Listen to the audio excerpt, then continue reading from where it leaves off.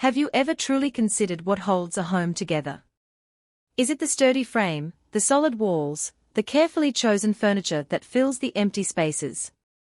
Or is it something else entirely, something quieter, something you can't touch or buy? Is it a presence, a feeling, a quiet, steady love that you don't even notice until the day it suddenly vanishes?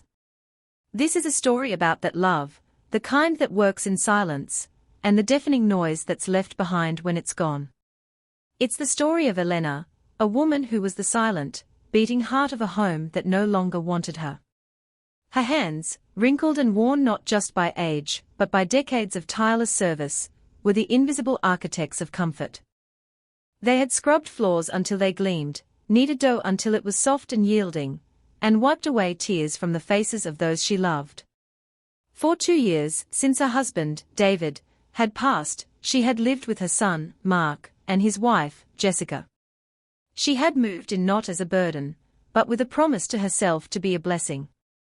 She asked for nothing but a small room, a quiet corner where she could feel useful, where she could continue to pour out the love that still filled her, even in her grief. Every morning, before the sun had a chance to stretch its golden fingers across the sky, Elena would be awake. The house would be still, wrapped in the cool, blue light of dawn, and her gentle movements were the first signs of life. The rhythmic chop of vegetables for the evening stew, the soft hum of the coffee maker she prepared for Mark, the faint scent of lemon polish, as she wiped down the counters, these were the daily rituals that composed the silent symphony of her affection.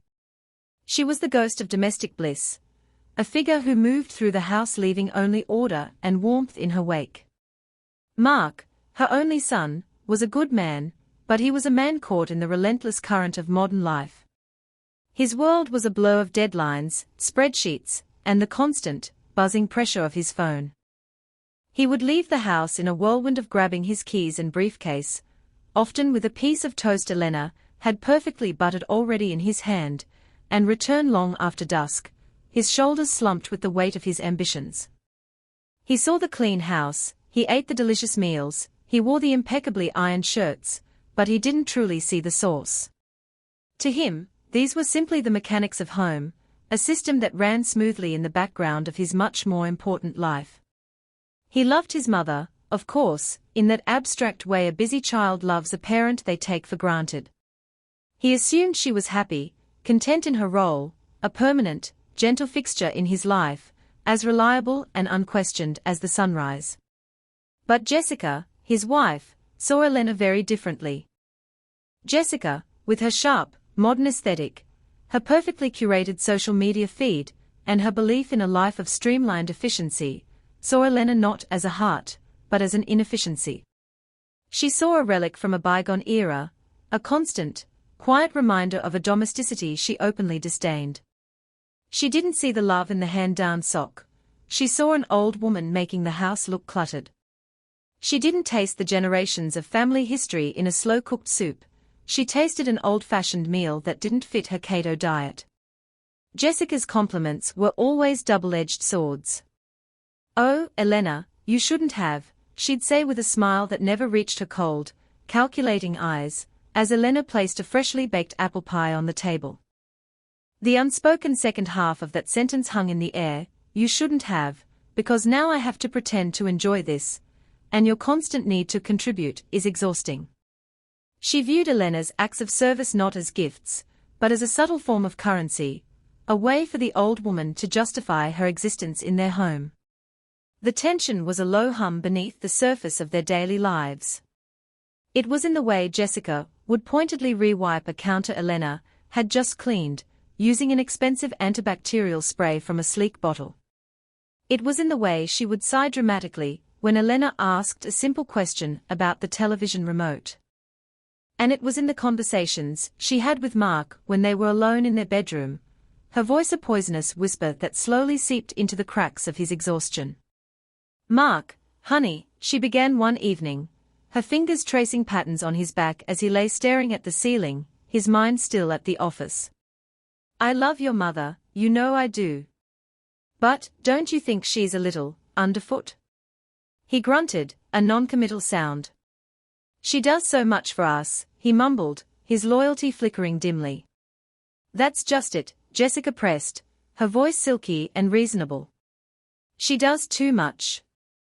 It's like she's trying to prove she deserves to be here. We don't have any privacy. I can't walk to the kitchen for a glass of water without her asking me if I'm hungry, if I'm thirsty, if I'm feeling all right. It's suffocating. She let the word hang in the air, a heavy, toxic cloud. Over the next few months, the whispers became a campaign. Jessica was a master strategist of domestic warfare. An expensive silk blouse of hers was found in the laundry, with a supposed bleach stain.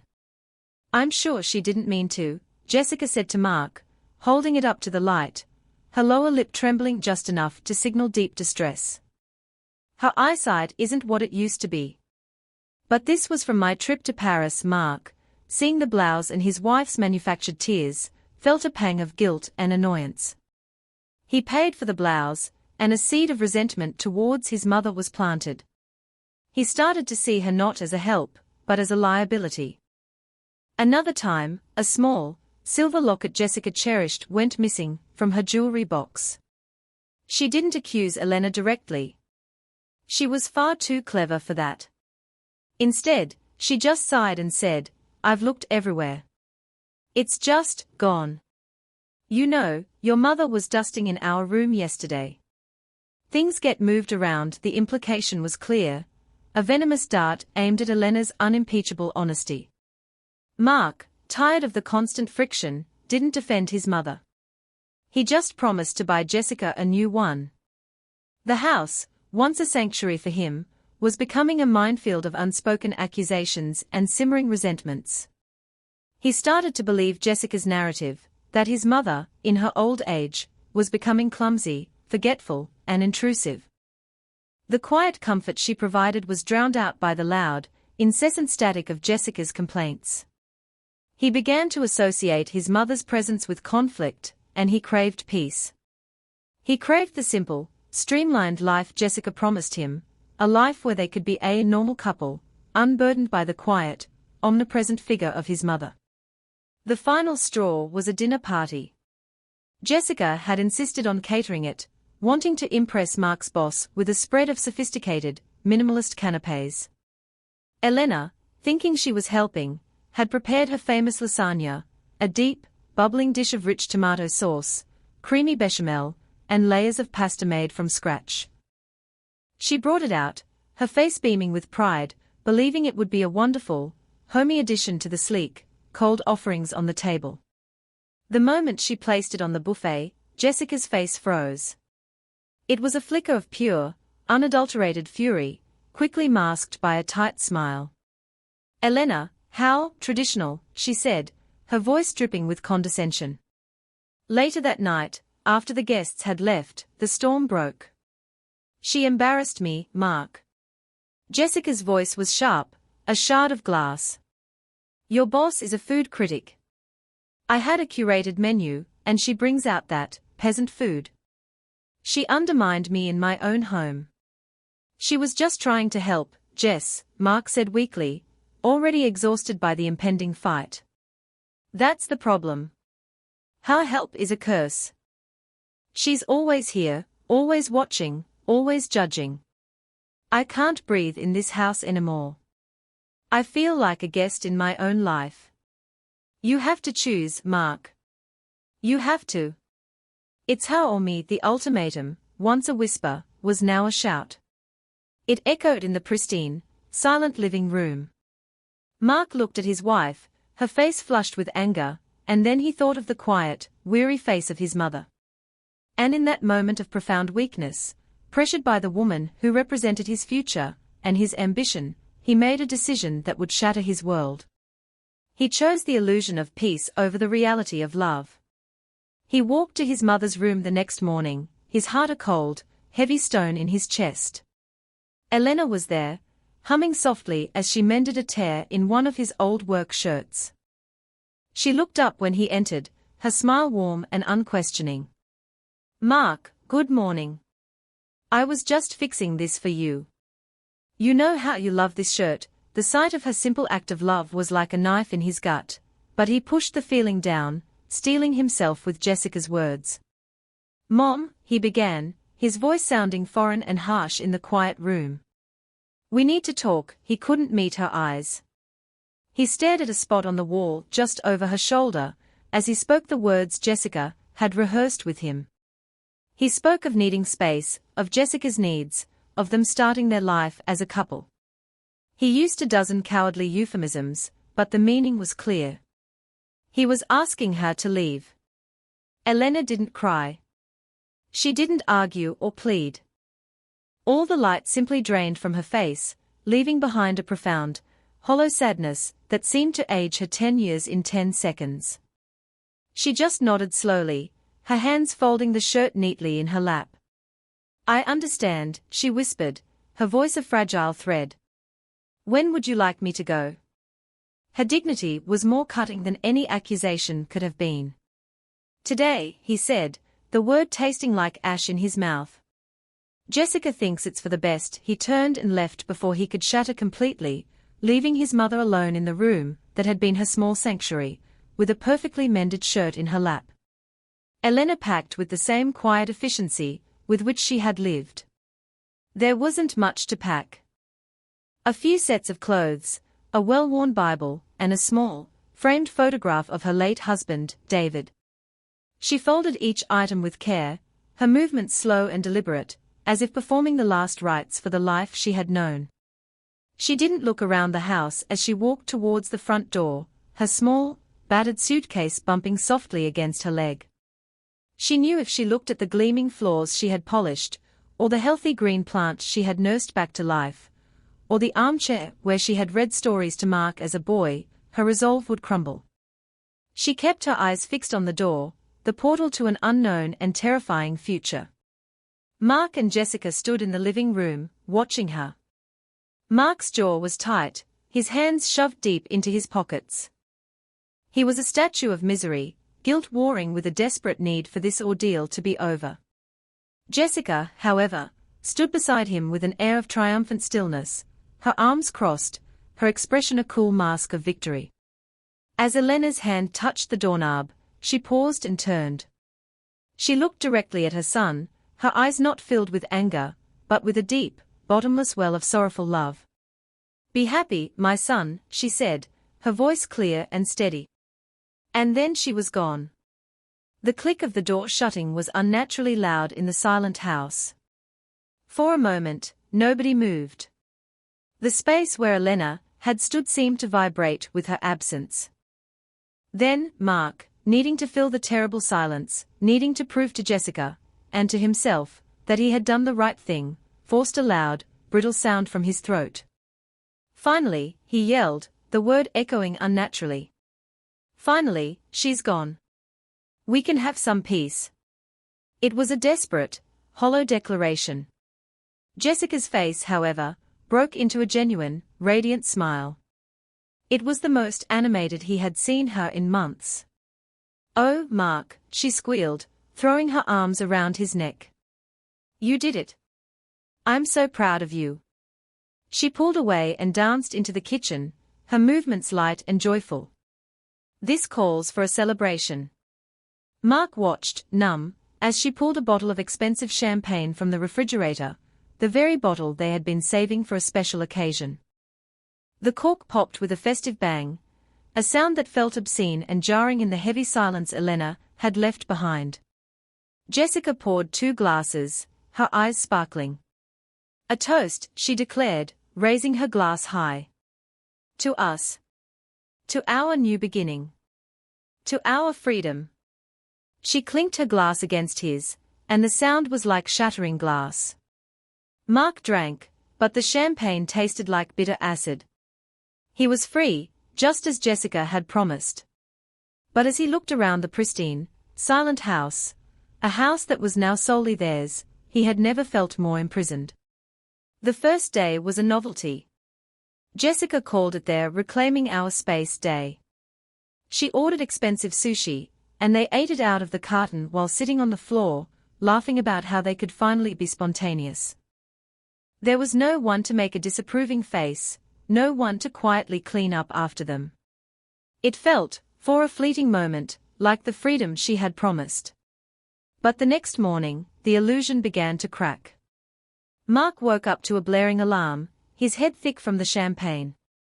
There was no gentle aroma of coffee brewing, no quiet sounds of life from downstairs. The house was cold and silent. He stumbled into the kitchen to find the sushi cartons from the night before still on the floor, a few pieces of rice stuck to the gleaming hardwood. Elena would have been horrified to see. Jessica was still asleep. Mark, late for work, fumbled with the complex coffee machine, spilling grounds on the counter. He couldn't find a clean shirt, because the laundry basket was overflowing. He settled for a wrinkled one from the back of the closet, and left the house feeling disheveled and irritable, grabbing a stale granola bar from the pantry. That evening, he came home to the exact same scene. The dirty cartons, the coffee grounds, and now, the addition of Jessica's breakfast plate, smeared with avocado, sitting on the coffee table. The house felt stale. The air was thick with neglect. Jessica was on the sofa, scrolling through her phone, a shopping bag from a designer store at her feet. "Hey, honey," she said, not looking up. "What's for dinner?" "I'm starving." The question hung in the air. For years, "What's for dinner?" was a question with an automatic, delicious answer. Now, it was an accusation. "I don't know, Jess," he said, his voice tight. "I just got home from a 10-hour day." "Well, I had a busy day too," she retorted, finally looking up, her eyes flashing with defensiveness. "This influencing thing is a lot of work. Can't you just order a pizza?" They ordered pizza. The next day, they ordered Thai food. The day after that, Chinese. The pristine kitchen, once the warm, fragrant heart of the home, became a museum of gleaming, unused appliances. Piles of laundry grew into mountains in the spare room. Dust bunnies gathered in the corners like small, grey ghosts. A thin layer of grime began to coat the surfaces. The vibrant green plant in the living room, the one Elena had talked to every morning, began to droop, its leaves turning a sickly yellow. The house was no longer a home, it was just a house. It was a beautiful, expensive, and increasingly messy shell that had lost its soul. The change in Mark was gradual but profound. He started noticing the little things, the countless invisible tasks his mother had performed that had created the seamless fabric of his comfort. He missed the way his socks were always paired, the way the towels were always fluffy and smelled of sunshine, the way there was always a container of his favorite soup in the fridge for a late night at work. These weren't chores, they were a language of love he had never bothered to learn, and now, the silence was deafening. He found himself wandering into his mother's old room. It was empty, sterile. Jessica had already cleared it out, talking excitedly about turning it into her personal yoga studio. But the scent of his mother, a faint mix of lavender and love, still lingered in the closet.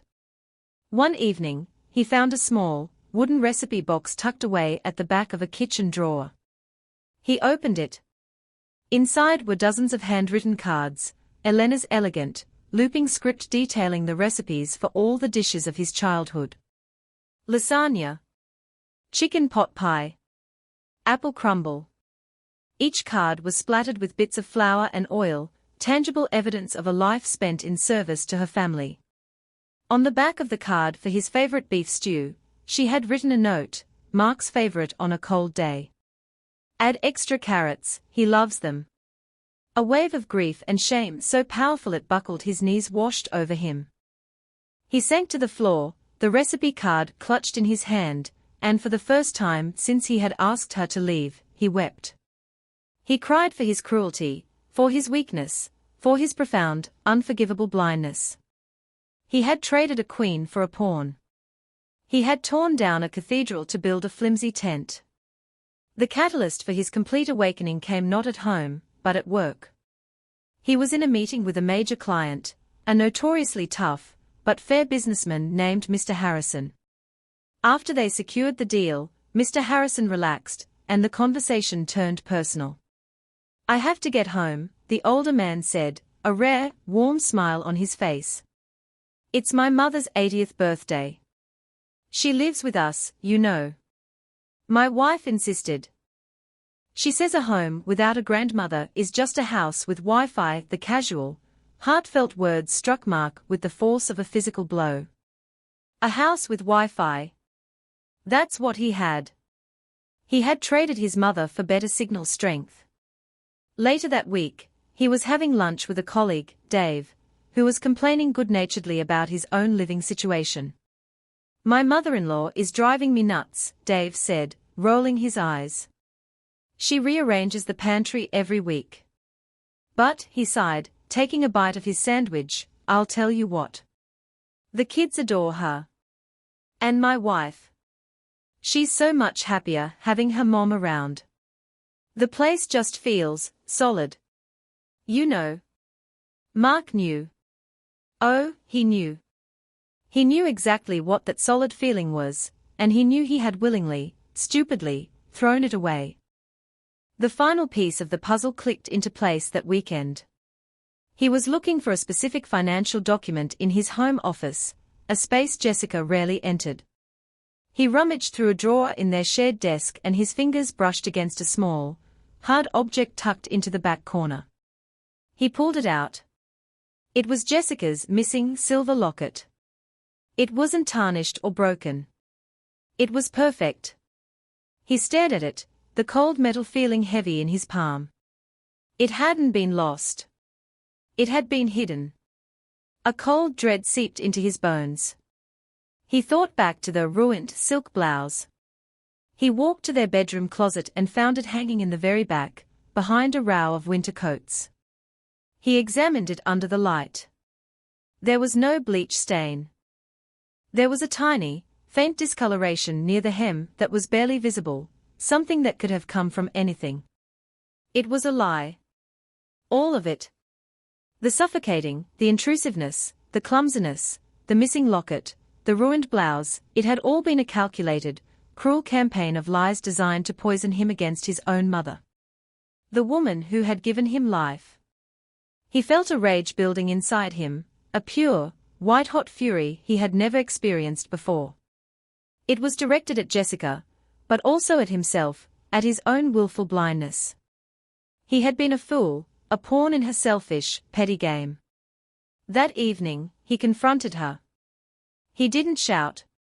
His voice was dangerously quiet, icily calm. He walked into the living room, where she was, as usual, absorbed in her phone, and dropped the silver locket on the coffee table in front of her. It landed with a soft, definitive clink. Jessica looked up, her eyes widening almost imperceptibly as she saw it. For the first time, her composure faltered. You found it, she said, her voice a little too bright, a little too forced. Where was it? It was exactly where you put it, Jessica, Mark said, his voice level. In the back of the desk drawer. Just like the blouse with the bleach stain was in the back of the closet, perfectly fine, the color drained from her face. She knew she was caught. Her mask of sophisticated indifference crumbled, revealing the ugly, selfish core beneath. I don't know what you're talking about, she stammered, but her eyes darted around the room, looking for an escape. Don't you? Mark stepped closer, his shadow falling over her. You lied to me. You systematically, deliberately lied to me to turn me against my own mother. You manufactured problems, you faked crises, you played on my stress and my exhaustion until I did something unforgivable. You didn't just want her gone, Jessica. You wanted me to be the one to do it. You wanted me to be the villain. She was holding us back. Jessica finally burst out, her voice rising to a shrill cry. We were suffocating under the weight of her old-fashioned goodness. I wanted a life. Our life. Not one where I had to compete with the ghost of Saint Helena in my own home. Compete? Mark let out a harsh, bitter laugh. There was no competition. She was giving us a gift every single day, and you were too blind and too selfish to see it. This place, he said, gesturing around the messy, soulless room, Hasn't been a home since the moment she walked out that door. It's a disaster. We're a disaster. Because the heart is gone. You didn't just convince me to get rid of my mother. You convinced me to get rid of the heart of my own life. He looked at her, at the woman he thought he loved, and saw a complete stranger. A cold, calculating person who had destroyed his family for the sake of convenience. "I'm going to find her," he said, his voice thick with emotion. "And I am going to beg her to forgive me. And when I bring her back, she will be treated with the honor and the respect she deserves. She is the queen of this house, and she always was. And you will either learn to respect that, or you can find your own empty house to live in." He turned and walked towards the door, leaving Jessica sitting alone amidst the wreckage of her own making, the silver locket lying on the table like a tiny, damning piece of evidence. The search for his mother was a frantic, humbling pilgrimage of atonement. He started with the obvious places. He called her sister, his Aunt Carol, whose voice was cold and clipped. "You're looking for her now?" she had asked, her disapproval sharp enough to cut glass. "A little late for that, isn't it, Mark?" She told him Elena had stayed with her for a week, but couldn't bear to be a burden and had left, saying she had found a place of her own. She didn't know where. He called old family friends, his calls met with a mixture of pity and polite condemnation. No one had seen her. He drove through her old neighborhood, the one she had lived in with his father, hoping to find some trace of her, but it was a fool's errand. A week passed. Then too. Panic began to gnaw at him, a cold, terrifying fear that he had truly lost her, that his cruelty had cast her out into a world that had no place for a gentle, elderly woman with no resources. He was haunted by images of her, alone and afraid. Finally, he got a call from a distant cousin. "Mark, I heard you were looking for Aunt Elena," the cousin said. "She didn't want anyone to know, she's so proud. But she's been volunteering at the St. Jude's Community Kitchen downtown. Someone saw her there." Mark drove to the address, his heart pounding in his chest. The community kitchen was in a rundown part of the city, a humble brick building that served meals to the homeless and the hungry. He walked inside, and the smell of warm soup and baking bread hit him, a smell so deeply familiar it brought tears to his eyes. And there she was. She was standing behind a long, stainless steel counter, a simple white apron tied around her waist. She was serving stew into a bowl for a man with a tired, weathered face. She wasn't just serving, she was smiling at him, a genuine, compassionate smile, asking him how his day was. She looked thinner, and there were new lines of exhaustion around her eyes, but she was radiating the same quiet, powerful grace she always had. She hadn't been defeated. She had simply found a new place to pour out her love. He stood there for a long time, just watching her, unable to move. She was the same woman, performing the same acts of service, but he was seeing her through entirely new eyes. He saw not an old woman, but a pillar of strength. He saw not a burden, but a boundless source of compassion. Finally, she looked up and saw him. Her smile faltered for a fraction of a second, a flicker of the deep hurt he had caused her crossing her features. But then, it was gone, replaced by a look of simple, maternal concern. She wiped her hands on her apron and walked towards him. "Mark," she said, her voice soft. "Are you all right? You look tired." The simple, selfless question shattered the last of his composure. He broke down, right there in the middle of the bustling soup kitchen. "Mom," he sobbed, the word torn from the depths of his soul. "Mom, I'm so sorry. I am so sorry." He reached for her, and she took him into her arms, holding her grown son as he cried like a lost child. "I was a fool," he choked out, his words muffled against her shoulder. "I was blind and weak and cruel. I threw away the most precious thing in my life. A home isn't four walls, Mom. It was you. It was always you. Please, please come home." Elena held him, stroking his hair, her own tears now falling freely onto his head. She didn't say, "I told you so," she didn't list his transgressions.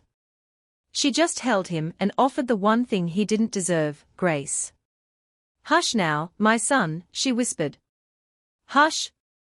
Of course, I'll come home." When Mark and Elena arrived back at the house, Jessica was gone. Her closets were empty, her designer bags and shoes vanished. On the perfectly made bed in their master bedroom, there was a single sheet of paper. Her divorce lawyer's business card. There was no note, no apology, no final, bitter words. Just a sterile, transactional ending to a marriage that had proven to be as hollow as the house had become.